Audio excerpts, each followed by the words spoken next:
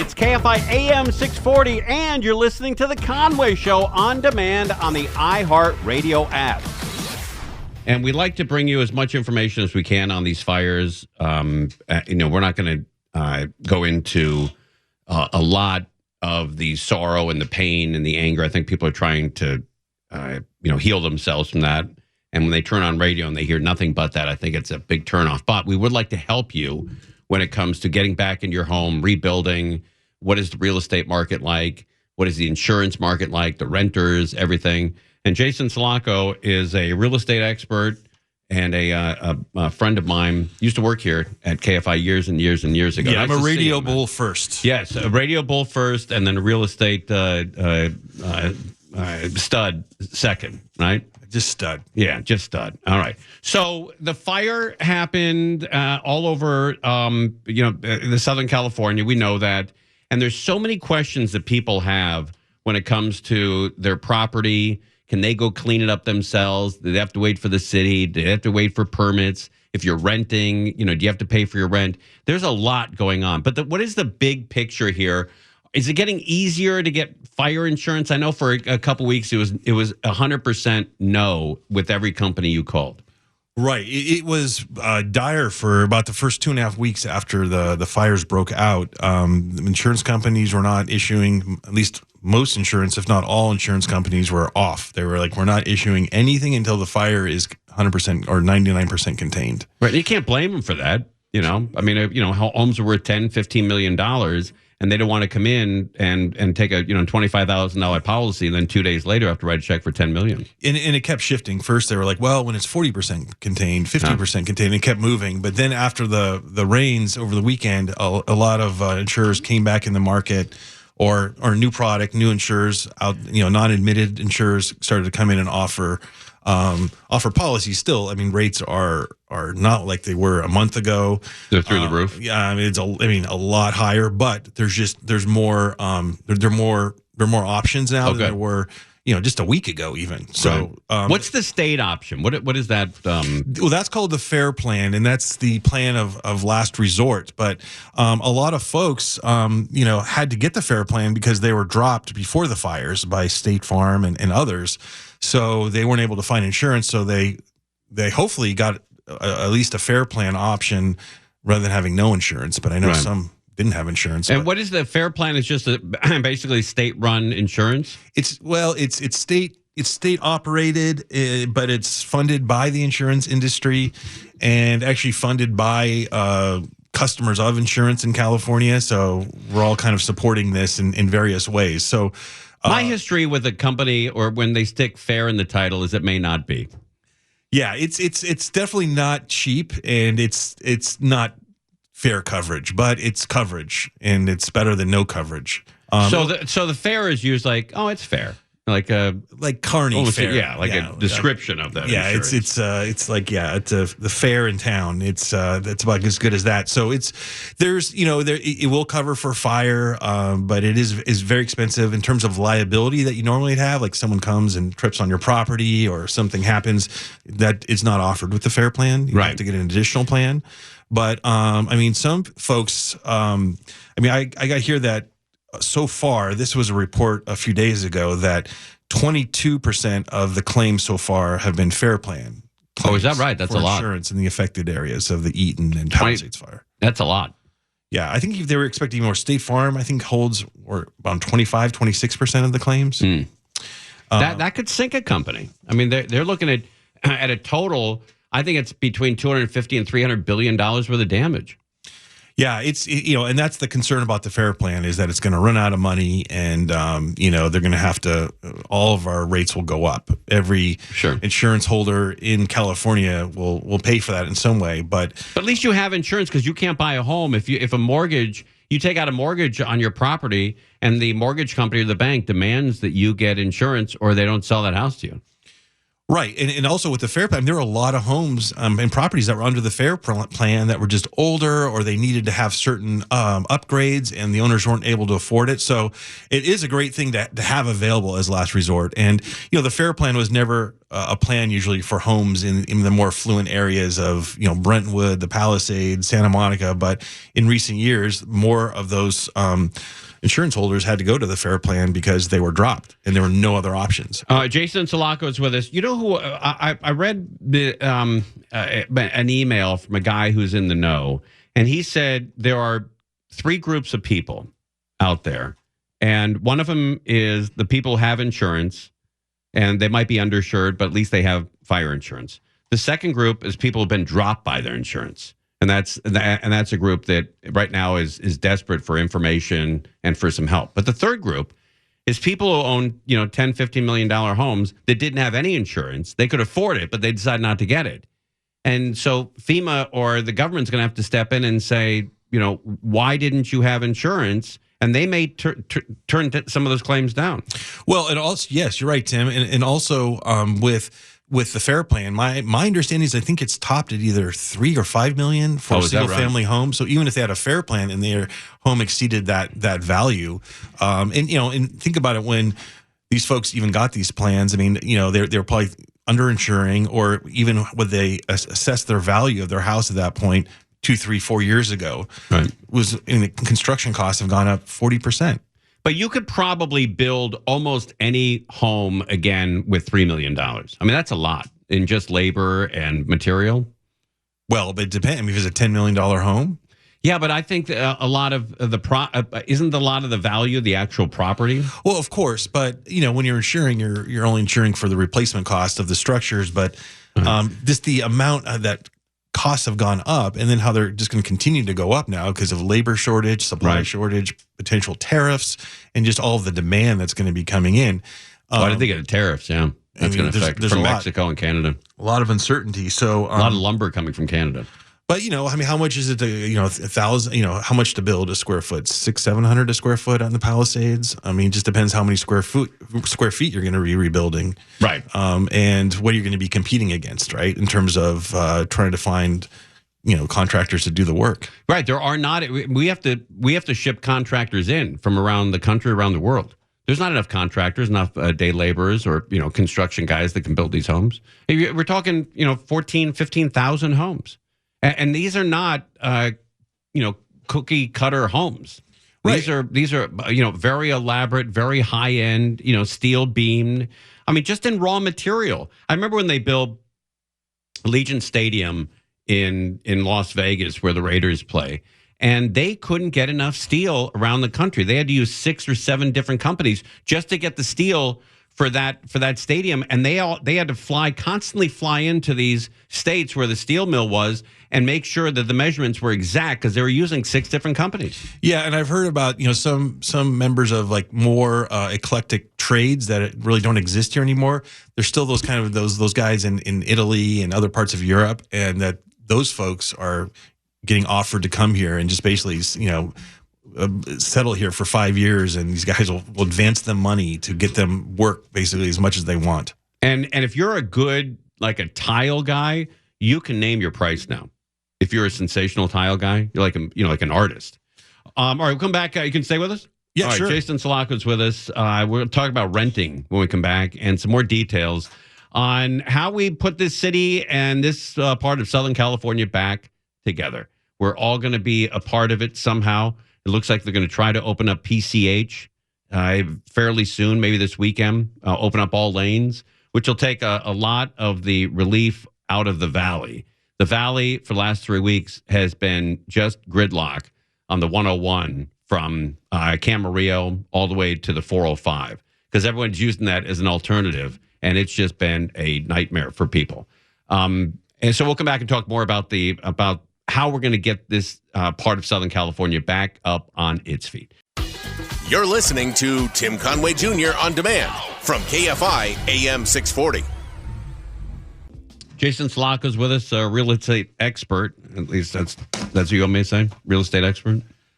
Just stud. I just like stud. It's more encompassing of Let's get into the people here, the real estate areas. There's a lot of people leaving the Southern California area. I heard that Phoenix is an area that a lot of people, especially people who are maybe seniors in their 70s, 80s, and they don't have the energy to rebuild. Maybe they don't have the money to rebuild. And Phoenix is a big a property. I wouldn't say hot spot, but that's horrible to say. It's a place where a lot of people are going. Yeah, they are going there, and there was a slowdown in the market in the Phoenix area. Recently until this was a big boost to it with all. Is that right? Yeah. And insurance actually has gone up a lot in Arizona in the last year. It's like I think the highest percentage increase in premiums has been in Arizona, but still is going to be less than it is here. But we're also seeing that people are, people that were affected by the Eaton fire, that a lot of them are moving farther east along the 210 corridor. Glendora, Duarte, Azusa, even out to Rancho Cucamonga. And then Claremont also, that's seeing a lot of interest. I hear Claremont right now, you can't find anything there. Oh, really? For a single family home. I mean, that's the thing that's, when people are talking about renting and the rental market being difficult, it really is more about single family home market is where you're seeing all this new demand. Yeah, I mean, if you have, 3 or 4 kids, you can't move into a 2-bedroom apartment. You need a big house, and there aren't that many out there. Yeah, you have the big homes, especially, the Palisades homes, and there were some, very large homes up in the Pasadena, Altadena area. But also, smaller homes or, so it's best maybe like a townhome that can have a company that can accommodate, a family. So that's really where you're seeing the pressure on the market. And that's where you're seeing demand being high and inventory, very little. I read an article online that there were 3 homes in the Phoenix area that all went on the market the same day, this past Saturday, and they all sold on Sunday. Yeah, things are going, and it's going farther east to Coachella Valley, Palm Desert, Palm Springs, Indian Wells. A lot of new cash buyers that have descended on there in the last couple weeks. A lot of these folks, or most, I think all of them, were affected by the fires. So things are getting snapped up there within 20 minutes of hitting the MLS. Wow. And the same with the rental market. And this is the quote season for the desert, Palm Springs, Palm Desert, that area. And so it's already in high demand. You have the snowbirds from Canada and stuff like that. So anything that is still available on the market for rental is getting taken off the market almost immediately. And if you live in Phoenix, you're not handcuffed by the gouging laws, I don't think. I think it's just in the areas where they declared a state of emergency.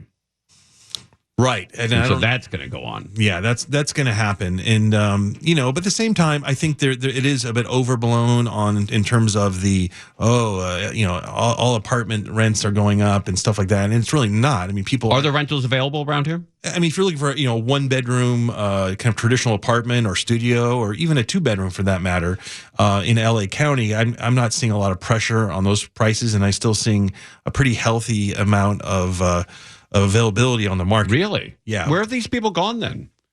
But are they staying with friends and family? They are, or they're staying in homes or Airbnbs while they can. But because of the homes, that rental market. I mean, that's where it's just I also heard that high-end motorhomes are in demand too. Everything is. You're going to put a motorhome on your property while you rebuild it. Right. And a lot of folks are already ordering these prefabricated ADUs with the intention of putting those on their property, living in that while they rebuild the home. Oh, like a small little guest house. Mm-hmm. And getting it on there and using that at least as a placeholder until they're able to. That's a good idea. And then they can keep that there because of the new state laws. You don't have to tear that thing down because they trump local municipalities. What about renters? If somebody is unable to use their apartment because they can't get back in, are they still paying rent? Well, do they still have to? In terms of legally, I don't know what the position would be. I mean, I would think that the landlord would understand that it would be could be impossible to pay the rent and you're not having any use of it.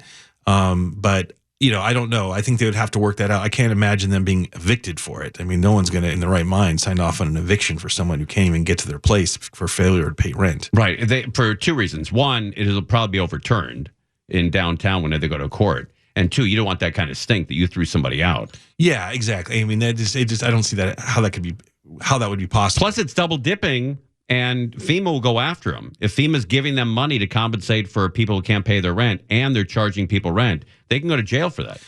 Right. And also, I mean, if they're covered, if they have an insurance policy for loss of rents, they're going to be covered for anything like that. The landlord should be, at least, if they were adequately insured. Oh, I didn't know that renter's insurance also could cover your monthly check, your rent check. Well, I don't think it covers that, but I'm saying the landlord's policy. Oh, I see. Right. There's a thing called loss of rent, loss of income. If it's a rental property, that they should be able to recoup any loss of rents that happen as a result of this. Right. And if they do both, then that's double dipping. You know, if they get money from the insurance company for loss of rent and then charge renters still, that they can go to jail for that. But we don't know how long it's going to be until these renters can even get back into their places, let alone live in there. It's horrible. So, and what about real quickly? I know that you got a split here, but Hollywood has really shut down. Yes, and this has only made it worse and created more uncertainty for people that might be economically on the fence about what to do. Maybe they weren't impacted directly by the fires, but they're thinking, okay, maybe I will move back to, Ohio now. Now is a good time because the work is for almost 2 years now. Work is just disappeared. Right, but since the strikes, and everyone thought this was going to be the year, and there's no indication. I mean, you hope it is, and that things improve. But you're also seeing folks that maybe they're on the creative side, maybe they're writers, or maybe their work in LA is only required, for certain periods of time. So now I'm going to just move to Atlanta. I'm going to move to Utah. I'm going to move somewhere else. If I've had my house burned down, why not? Look, and also, I hope that we don't get painted with the same problem and the same stink that Lahaina did. People stopped going to Maui because they thought the whole island burned, and there's really less than 1% of the island had burned down. Well, LA, if you're anywhere, if you don't know it, Los Angeles, you think that the whole city burned down when it's really like 1 or 2 or 3%. But if you live in Cleveland or Atlanta or in Miami, you think the whole town burned down and you can't go visit here because it's all gone. It's not true. Yeah, no, absolutely. I think you're going to see tourism go down. I think that, I think people thought Malibu kind of overrepresented what the tourist experience was here. And they're not coming. Yeah, that's crazy. We'll love to check back with you as this progresses. Jason Insalaco, where are you on? Are you on social? Do you know that social media exists?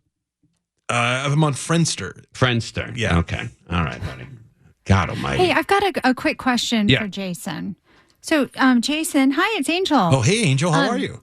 Good. Great to hear you. Okay, the flirting, Jason, please. Let's just get to the question. How are your pets? Okay. How's your dog? God almighty. I've got a question here. If someone's not keeping it cold, what are they keeping it? Hot. Yeah. All right. That's a dumb saying that we used to have here. Hot talk. When we worked together at KLSX. And Angel embarrasses with it every time. How dare you? All right. It's Conway Show. Thank you, Jason Insalaco and his awesome son, Spencer. Nice to see you, buddy. You want to say hi on the air? Can you want to grab the mic? Yeah, sure. Yeah, grab the mic. How old are you now, bud? I'm 11. Hit the other blue button there. Yeah. How old are you now? I'm 11 years Let's turn his mic on. We potted up? That's right. God almighty.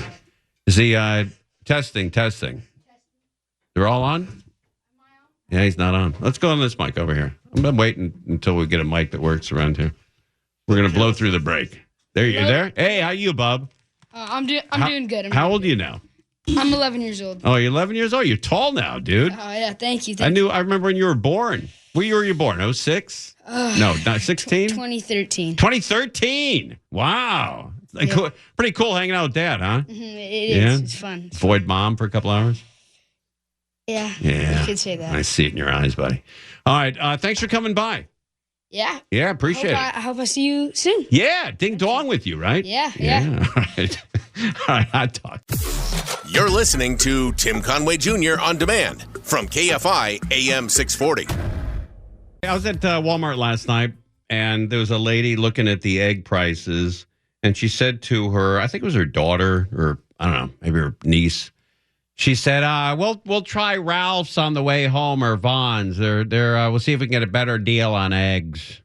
Everybody is talking about egg prices. How many effing eggs are we eating? I don't know that many people are into eggs. You turn on the news, that's all they talk about. Egg prices. Everybody does. If you've been to a supermarket lately, Rebecca, you don't need me to tell you egg prices are through the roof. And this is due to the bird flu that's killed millions of chickens. The USDA says egg prices are up nearly 37% from a year ago. They're expected to rise another 20% this year. So to see if there were any savings shortcuts, I hit the road out here in Northern California. Now get this, the top price I found, $13.99. Whoa! $13.99 for a dozen eggs. That's more than $1 an egg. Almost $14 for a dozen eggs. That's quick math. $13.99. 13. Let me get a calculator. $13.99. Doesn't tell me if that's close enough to $14. Maybe this lady will help me out. $13.99. All right. Is that anywhere near 14? Almost $14 for a dozen eggs. Oh, okay.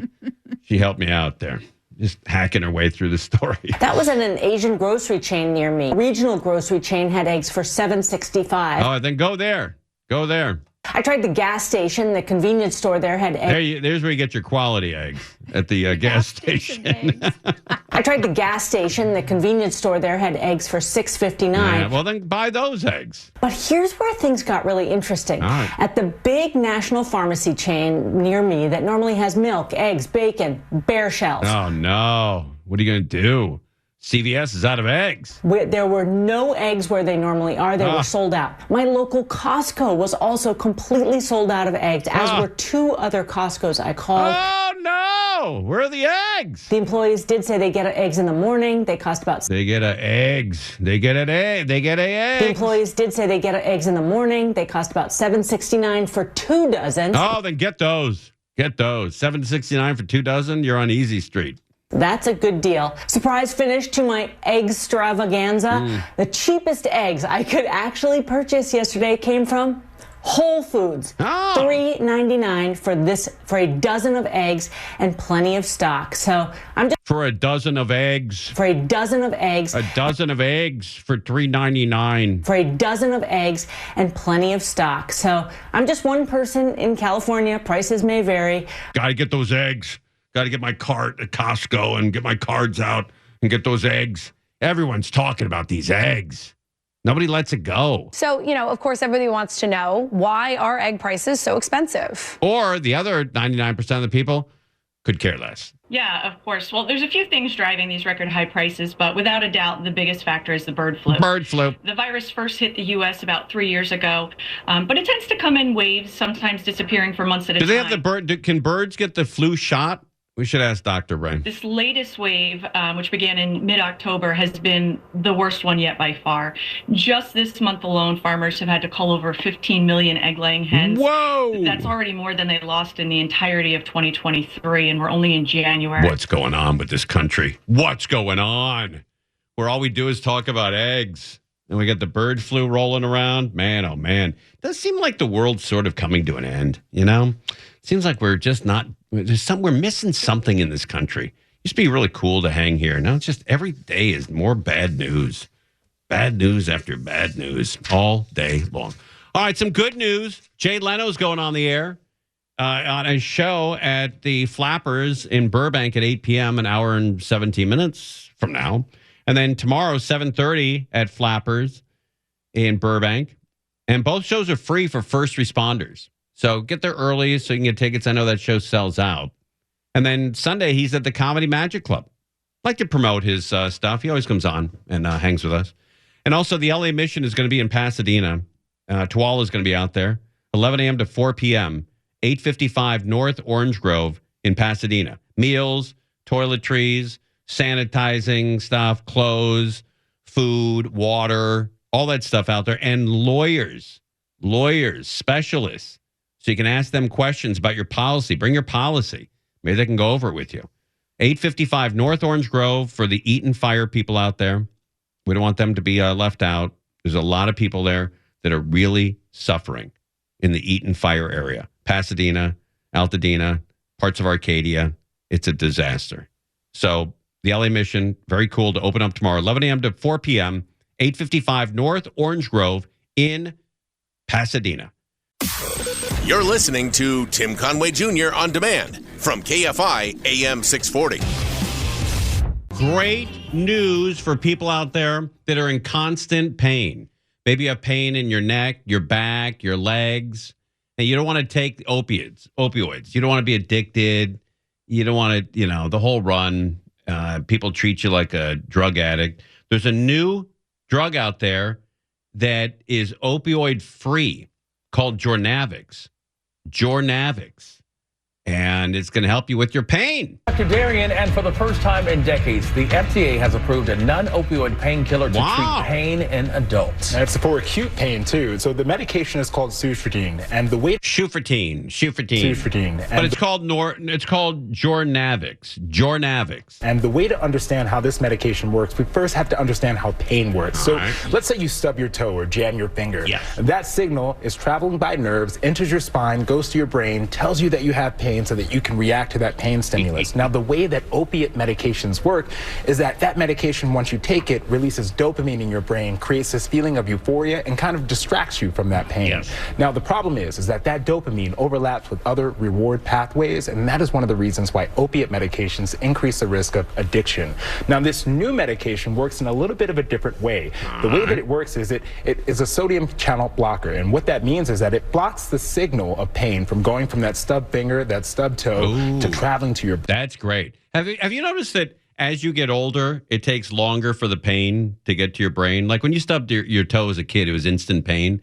Now it's like 1,000, 2, 1,000, 3, 1,000. To traveling to your brain, and it doesn't involve that dopamine access and therefore decreases the risk of you being addicted. And in these studies, it found that when How about this? A pain reliever that might be non-addictive. That could be a game changer. And in these studies, it found that when taken, it had almost similar benefits to people taking opiate medications, which is why it is now FDA approved and hopefully going to be an additional method of helping people in acute pain. So I'm going to ask the question that people are thinking, which is... How much are the eggs? Is that the question? Hey, where can you get cheap eggs? Have you seen a dozen eggs? Does CVS have any eggs? Does Costco have any eggs? Eggs? Where are the eggs? Where are the eggs? Where are the eggs, bro? Where's your eggs? Where's your eggs, bro? So I'm going to ask the question that people are thinking, which is, does it work? Does it work as well? You know what I mean? Yeah. Well, there were two phase 3 clinical trials where they gave patients this medication, compared it to other patients who were using opiate medications, and they found that the reduction in pain was similar to that of patients who got opiate medications. And more than 80% reported either good or very good response to this medication. There are some issues, however. Here we go. Side effects. Dry mouth. Bleeding from your ears, rectum bleeding, your skin falls off, your hair falls out, you go deaf, you go blind, you can't see anything, you can't taste anything, can't feel anything, your right arm gets numb. Just a few side effects. There are some issues, however. In terms of long-term benefits, we don't yet know. In the studies, when it went past 12 months, or 12 weeks, it found that it didn't reap those great benefits that we saw in the acute period. So the longer you use it, the less it works. And the majority of Americans who are dealing with pain are dealing I guess like everything. The longer you drink, the more it takes to get you bombed. All right, Mo Kelly is coming up next here on KFI AM 640. What's on the big show, bub? So what does it mean the longer you're married? That's another one, yeah. Okay. We just celebrated our 20th anniversary. And congratulations. Thank you very much. And I looked up what it was, paper, silver, what. And 20th anniversary is waterboarding. That sounds accurate. Yeah, we just waterboard each other. We're going to do that tonight. You're not... let me just stop talking. All right. What's on the big show tonight, bub? Well, we have our Pasta-thon auction item winner tonight, Paul Berry Jr., who's basically taking over the show. Okay. And he's going to be hosting for the first time on KFI. I'm just going to take a back seat. Oh, that's great. And I'm going to give him free run of the station and the show. The whole show? The whole show. Oh, man, I got to do that next year. Yes, you should. Just take a day off. Yes. Smoke cigarettes or something. I don't know. But I'll be around. I mean, I'll interject every now and then, but it is his show. He does the Window to the Magic podcast, so he has some familiarity with audio, and I think he's going to do great. What did that go for? Do you remember, money-wise? It was like $3,000. Really? Oh, that's great. 3,000 meals for those kids. Correct. That is really cool. I know you and I a little depressed that the Rams, man, if the Rams had beat Philadelphia, I think we'd have been in the Super Bowl. We would have been in the Super Bowl. Yeah. It rolled over Washington. Look, I think they gave Philadelphia the toughest game they've had in months. It was down to the last play. I mean, you couldn't ask for much more than that. If they had just one less turnover here or there leading up to that point. And one less of running into your own guy. That too. Yeah, that was a big problem. But it was down to one pass. I would have taken that when they were 1-4 to open the season. I would have taken that when they were down by like 14 points late in the game. They were still in it to the end. Yeah. Do you have a big Super Bowl party? I have on occasion, but I haven't in recent years. Yeah. The problem with Super Bowl parties is the event starts so early that, once you're done with the game and people hang out, it's a problem. And even if you're going somewhere to watch the Super Bowl, you have to get there super early. I know. To get a decent seat. Right. And that means you're there for a good 5-6 hours. And I don't want to be there 5-6 hours. Right. And then there's two groups. There's the people that want to watch the game and the people that don't. And they're both on the in the same house. And that's a problem. It is a huge problem. Yeah. Because you can't enjoy the game with people talking and walking around all the time. Right. And some people want to see the commercials. Some people don't. Right. Yeah. Some people don't. All right, buddy. A horrible, crazy month. Just the worst. Hopefully February will be a little bit better. It's gotta be. All right, Mo Kelly and his whole team next, right here on KFI AM 640. Conway Show on demand on the iHeartRadio app. Now, you can always hear us live on KFI AM 640, 4 to 7 p.m. Monday through Friday, and anytime on demand on the iHeartRadio app.